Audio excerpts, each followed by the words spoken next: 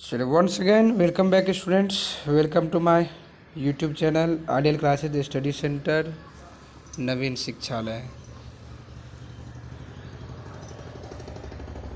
तो आपको जानकारी देते सबसे पहले ये वीडियो भी जो है हिस्ट्री ऑनर्स सेकेंड सेमेस्टर के लिए बनाया गया है। यह चैप्टर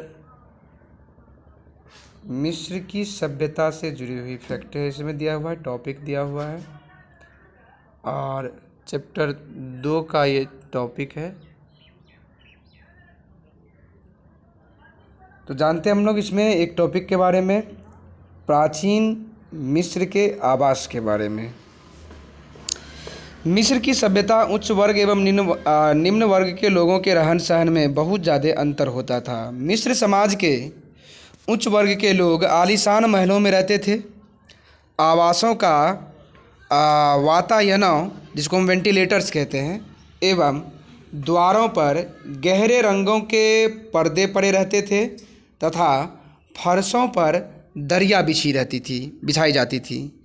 कमरों में आबनूस के सुंदर पलंग होते, अलमारियां होती थी, कुर्सियां होते थे और मूल्यवान पत्थर, स्वर्ण, रजत एवं ताम्र के पात्रों द्वारा यह सजा होता था। इन आवास के चारों तरफ एक कृत्रिम सरोवर होता था, मतलब मानव द्वारा बनाया गया तालाब, जहाँ गृह स्वामी अपने मित्रों और संबंधियों के साथ, मतलब घर का मालिक अपने पूरे परिवार और मित्रों के साथ मनोरंजन किया करते थे।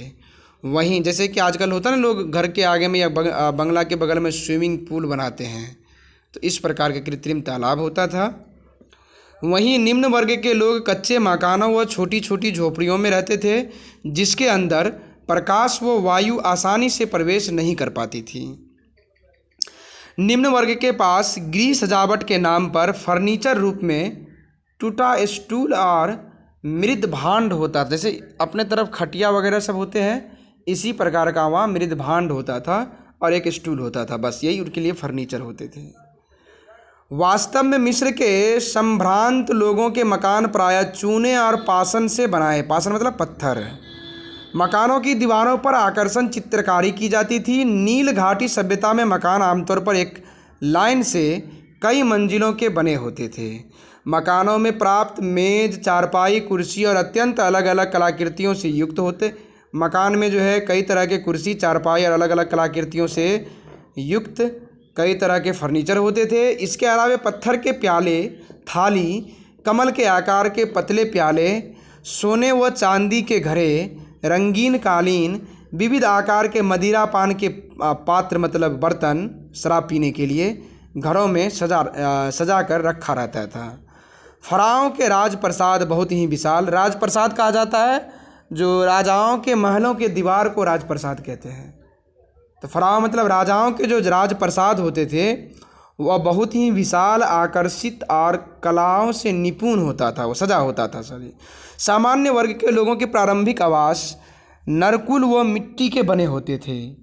शुष्क जलवायु की वजह से ये टिकाऊ व मजबूत होते थे और गर्मी में तेज धूप और सर्दी में शीतलहर दोनों से रक्षा के एक यही विकल्प हुआ करते थे आम लोगों के लिए। जबकि उच्च वर्ग के लोगों के बारे में बता दिया आपको कि चूने और पत्थरों से बने हुए मकान होता था। मकान के दीवारों पर डिजाइनिंग की होती थी, नीचे फर्श पर कालीन बिछे होते थे और कई तरह के महंगे लकड़ियों के फर्नीचर भी बनाकर वहाँ रखा जाता था महलों के अंदर। और उन फर्नीचरों पर तांबे, सोने या कई तरह के और चीज़ों से वहाँ उस पर कलाकृति की जाती थी, डिजाइनिंग किया जाता था। अब एक क्वेश्चन आता है कि वहाँ के लोगों या मिस्र के लोगों की वैवाहिक संस्कार कैसी थी। मतलब हम एक और अलग टॉपिक पढ़ने जा रहे हैं। तो वैवाहिक संस्कार के बारे में बताया जाता है कि मिस्र वासियों की सामाजिक संरचना में उसकी परिवार होती थी, सबसे छोटी इकाई परिवार होती थी। परिवार का निर्माण वैवाहिक संस्कार के द्वारा ही होता था। मिस्र में आमतौर पर एक विवाह की प्रथा प्रचलित थी, परंतु उच्च वर्ग में बहु विवाह की प्रथा भी प्रचलित थी। मतलब सामर्थ्यवान लोग एक से अधिक विवाह भी कर सकते थे, नहीं तो वहाँ एक ही विवाह करने की रीति रिवाज बना हुआ था। मिस्र समाज में मातृ प्रधान परिवार की व्यवस्था के तहत पति विवाह के समय अपनी पूरी संपत्ति के मालिक पत्नी के नाम पर घोषित किया जाता था।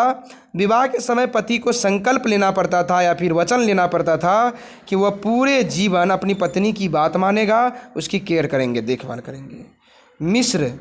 मिस्र समाज में आमतौर पर भाई बहन के बीच विवाह की प्रथा थी, इसीलिए पति पत्नी में अपने बाल्य अवस्था से ही स्नेह संबंध रहता था। मिस्री लोग अपनी रक्त शुद्धता के लिए अपनी परिवार में ही विवाह को मान्यता दिया करता था। मतलब आपसी वैवाहिक संबंध, अंतर पारिवारिक वैवाहिक संबंध की प्रथा प्रचलित थी वहाँ, मतलब आपसी विवाह हो सकता था।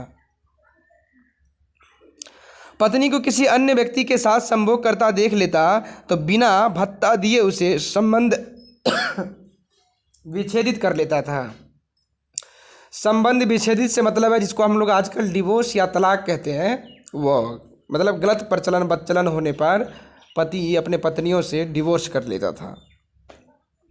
परंतु यदि पति किसी कारण से पत्नी के साथ संबंध विच्छेद करता था तो उस स्थिति में वह पत्नी को गुजारा भत्ता देता था। मतलब अगर पति मना किया, तलाक दिया, तो पत्नी को उसे खर्च पानी देना पड़ता था। यदि पत्नी तलाक दे दी तो कोई खर्च पानी नहीं मिलता था। मिस्र के साम्राज्य काल के पूर्व स्त्रियां भी दुष्चरित्र पतियों को तलाक दे दिया करती थी, परंतु साम्राज्य काल में तलाक का प्रथा अधिकार केवल पुरुषों तक ही सीमित रह गया। इस प्रणाली को लागू करने की वजह थी कि अब पुरुष प्रधान परिवार व्यवस्था की यहाँ शुरुआत हो गई थी, इसलिए अब पुरुषों की मर्जी चलने लगा था। अब एक और टॉपिक देख लेते हैं, दाह संस्कार के बारे में। मिस्र में दाह संस्कार या अंतिम संस्कार या जिसको आप कहते हैं कि मरने के बाद सबके साथ दाह किया जाए, तो नील नदी घाटी में सभ्यतावासियों ने दाह संस्कार की एक विस्तृत प्रथा को अपनाया था।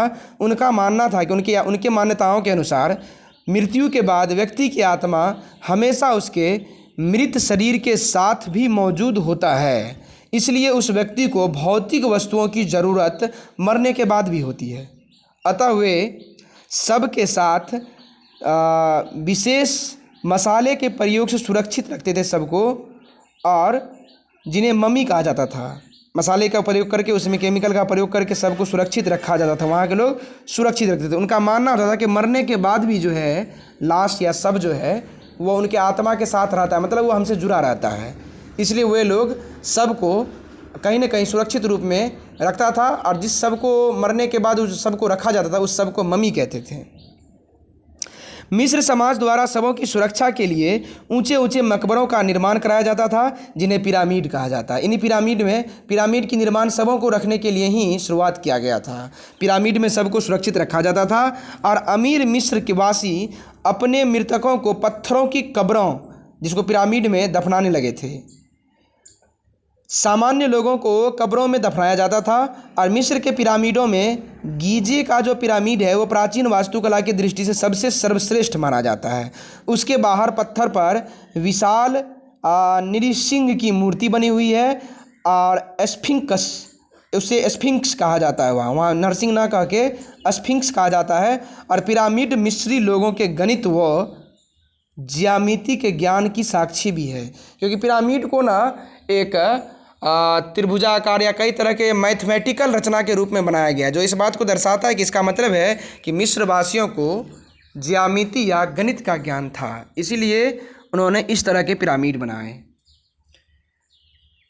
तो स्टूडेंट्स, इसमें आपको बताया गया है यहाँ के धार्मिक संरचना के बारे में, या धार्मिक संरचना से या धार्मिक प्रकृति से जुड़े टॉपिक के बारे में बताया गया एक एक करके। उन टॉपिकों को मैं फिर से दोहरा देता हूँ। आपने जाना सामाजिक प्रकृति के बारे में, मतलब सामाजिक की रहन सहन ढांचा के बारे में। फिर आपने जाना कृषि या वहाँ के कर्म उद्योग के बारे में। फिर आपने जाना वहाँ की शारीरिक स्वच्छता और खान पान के बारे में। इसके अलावा आपने जाना प्राचीन मिस्र के आवास के बारे में। एक अन्य वीडियो में बनाया गया वहाँ के पोशाक और सौंदर्य सामग्री के बारे में। फिर आपने जाना मनोरंजन और साधन के बारे में। इसके अलावा वैवाहिक संस्कार के बारे में, और अंततः लास्ट टॉपिक बताया गया आपको दाह संस्कार के बारे में। महिलाओं की स्थिति भी एक अन्य वीडियो में बताया गया है। अगले क्लास या अगले वीडियोज में मैं आपके साथ लेकर के उपस्थित होऊंगा फिर से धार्मिक प्रकृति के साथ। नील नदी की सभ्यता के धार्मिक प्रकृति, इस टॉपिक से हम लोग फिर से शुरू करेंगे। तब तक के लिए टेक केयर।